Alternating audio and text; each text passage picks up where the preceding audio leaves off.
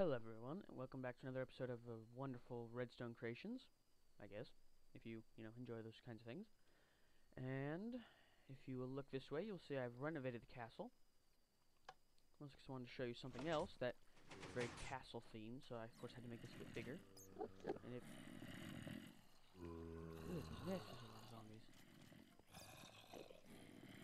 Wow, okay. Anyway, if you try to... Hold on, let me turn the noise down on that.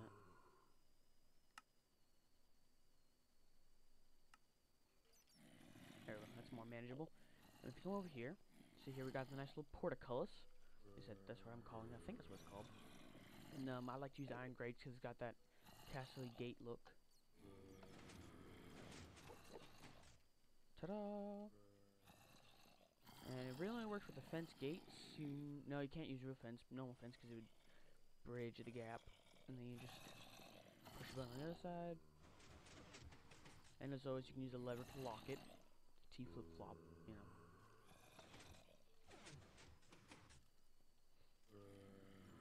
Let me just show you the quick perks of the castle. Got this part here. Up on this wall here, we have the button for the drawbridge. So you got your lookout here, and someone comes along. Oh, lower the drawbridge. Let's see, and then that's the first layer of defense, and then you have more confirmation or whatever. You have your second level defense, because back in the olden times, the castles had several layers, and it took a lot to get into where the king was or whatever. You had to go through several layers of walls. And I was gonna have two towers like this one here, but I scooched the flag had to be pulled back because it was floating over the courtyard area. It was floating right in there, so I tried to scoot it back, and then I realized it was gonna cut into the tower. So after I built the tower, I started moving the flag. I realized it wasn't gonna fit, so I had to knock the tower back down. So yeah, I'm gonna go ahead and show you the circuitry for that portcullis. The other reason I'm not really using this as a tower is because got the circuitry for the thing here. So the power, I was gonna put the power on this wall, but it was too close, too cramped with the circuitry. We're gonna bridge gaps and have feedback and all kinds of weird stuff. Oh my goodness, it is noisy in here. Anyway, so the power comes along from the buttons and oh hi, that's where you are. Shh. Watch your mouth. Being noisy. Holy cow.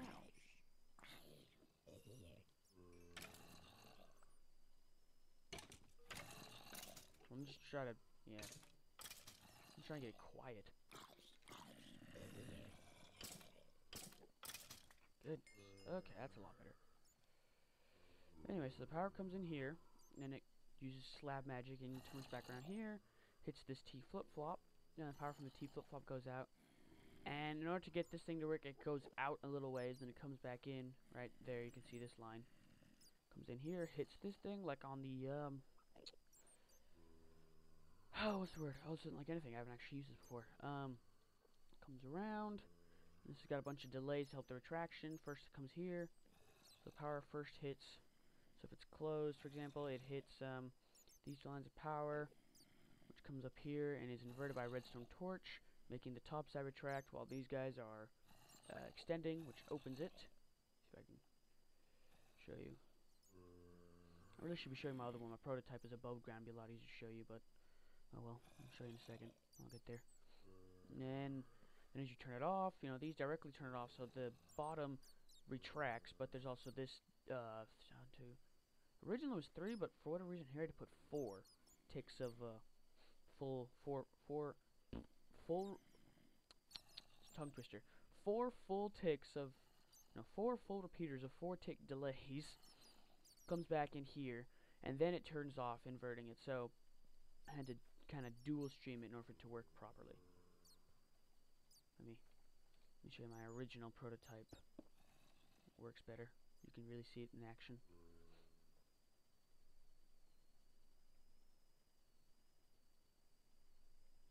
Yeah, that's the circuit thing I had to build, though I'd add one more. Not sure why. And this is the original. See, it takes 3. I don't know why it takes more. Yeah, and this one I just had like a redstone chain ladder instead of doing slabs. Okay, so if you come over here, this one's also 3 wide. You can make it wider, of course, and you can even use normal wall, but you can just go ahead show you. Though the problem is, I think you kind of have to have it recessed. Well, no, not if it's like in the cave. So like if it's, you know, cave wall like that, then you can of course have the door flush, and that'll work. That would work better if it's in a tunnel. But you know, if it's not. Ta-da!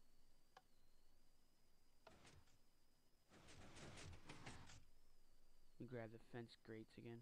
Gates, iron bars. Meh, can't talk.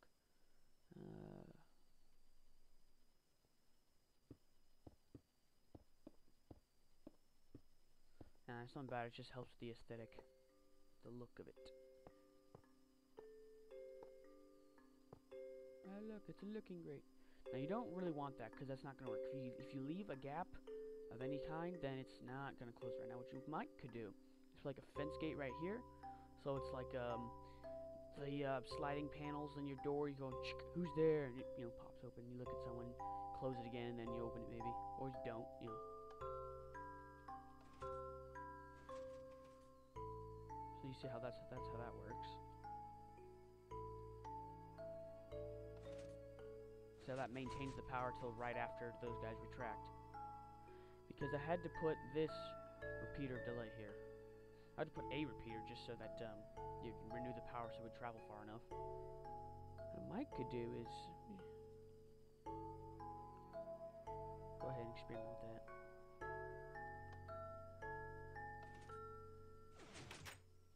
Yeah, no. That didn't work. Yeah, this took a really long time to do. Like, I was trying to do it direct until I remembered this part, and then I also still had to make that. It took several attempts and several hours, really, because it... I don't know, I hadn't really seen one like it, and the timing's weird, especially on the top, because, like, come on, fly. Thank you. Okay, hold on, the music's really loud. Everything but my voice audio is really loud, of course. Anyway, so if you come up here and you look, it's 2, 4, and then 2 again. If you try anything else, if the top is not 2, it also doesn't work. Which at first doesn't make sense, but then you realize it. Ow. Ow, hit my hand on my desk. Then you realize it does, because when power comes on, this guy retracts, and then this guy retracts at the same time. Of course, also there's a third one here. This guy's got, you know, this is really actually +1, so it's 3, 5, 3. So as he's retracting, one of those are pushing, and this guy retracts at the same time. So then when he's retracting, another one of those is pushing, and so it pushes him into the next. Yeah, pushes him into him. And the last one extends, pushing him into him. I don't think you can really make it much taller, because realizing it now, it's pretty close to the block limit of the, what, 13 I think it's? How many blocks piston can push? And that's just the wiring for the buttons. And of course, it locks down with a lever. That's how I like making entrances and stuff, is able to lock. So I use a T flip-flop. Takes up more space than a direct hookup, but the main reason is so that because the buttons and the T flip-flop allow you to open it from both sides. So it's not, because if you use like a lever, you open it here, well now it's stuck open. You have to close from that side and like run through. And yeah, it doesn't really work too well. Yeah, that's the portcullis, or vertical gate, or whatever else you might want to call it. Oh, there's one other thing I kind of tinkered, spent a couple minutes on, was if you take like a cross section of the drawbridge, then you can make an elevator out of the same logic. So like here's a 3-1. You know, same process, and of course you'd want to put that behind a wall, so you'd have to go through the block. I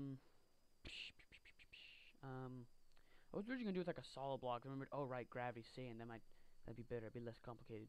Because you could wire it so that the top piston also pulls down that top block, but that's just that's even more complexity. Because that's like adding another level of pistons. There's that, and I've also seen sand elevator where like a bunch of pistons. There's a pile of sand, and then the pistons push the sand up into where you are, so it pushes up or down using various pulses and whatnot. I believe it was Tag. I saw do it. Two Awesome Gamers. They kind of actually what kind of inspired me with the using the sand for the drawbridge thing, because I hadn't really thought how to use that to help my friends out get the drawbridge until I saw their video. They pushed up some sand, and it had an enclosure. It had like 2 stairs using like a roof, so it pushed up and then dropped 2. And I thought, wait a minute, there we go. I can do that. And yeah, basically what that is just a third of that. That's basically the exact same thing, exact same timing and everything. It's, yeah, you can use it as an elevator. You can make it 1 big, but I just, made it 2, so you can have more people in your elevator. Just, make it taller, make it smaller. You just gotta remember that it makes it a lot more complex. So yeah. Hope you enjoyed the video. Leave a like and a comment if you enjoyed it, and I get enough likes and comments and stuff, I can make tutorials on the Portcullis or any of the drawbridges or anything. And thanks for watching. I will see you all. Let me get my pose going. Hold on. Oh, wait, no, other way. I will see you all next time.